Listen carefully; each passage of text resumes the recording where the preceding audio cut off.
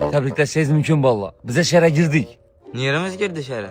Nerimiz girgenin şehrini özgürt tuttuk, ses tuttu. Reklamamız girdi şehre. Bin kelle ne olabilir olsan girdik çıktık der. Şehre girdik değil mi Eke? Şehre girdik de tupike gitmeyin de şehrin balları yaman boladı. Yaxşı Eke. Şehirde ne oluyan şimdi izlemezi? Şer? Beremle de şişiradon şer mi? Ey pipitke sen özün şehir şişiradonsan düşündün mü? Kellen yorin. Şehirde yani belent osmana per binala. Her adımda bir restoran. Ötken katkan birbirine gözünü kıskan. Kösede yaş barla ulazin satkan. Bizler hem vlajni satamız mı? Niye bağımı ki? Bize blogerimiz ku.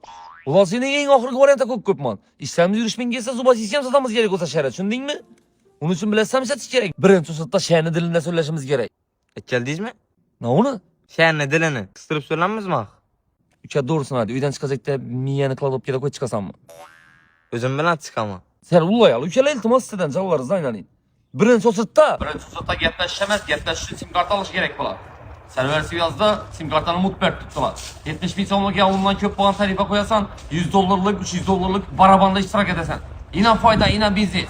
Sim kart alış için başta bunlara telefon gerek Eke. Ver şunda bir damaç değil. Yaxşı.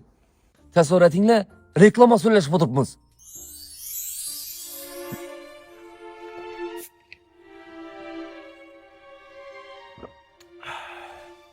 Bir milyon veremem. Ben razı. Dursana bir. 50 tane post. Geçtik. İçsene bir. 100 tane story. Bunun eldinden beres mi? Geçtik. Ömrün yoxu nəsə reklam çəkmisən? Həmmə bilən getməş bilişin üçün akıllı buluşun üçün yertən səni məktəb apparaman. Bana ne? Sənə sən masaj apparaman. Verin avukatlarım azalı mı? Vay cama.